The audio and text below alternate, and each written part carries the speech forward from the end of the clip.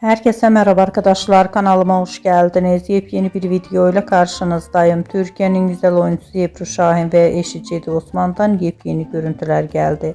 Muhteşem çiftimizin bir arada olan yepyeni görüntülerini sizler için YouTube kanalımda video halinde sunuyorum. Umarım beğenirsiniz. Arkadaşlar, videomu beğendiyseniz kanalımı izlemeyi ve bildirim butonuna basmayı unutmayın. Şimdilik benden bu kadar olsun. Yeni videomuzda görüşmek üzere. Hoşça kalın.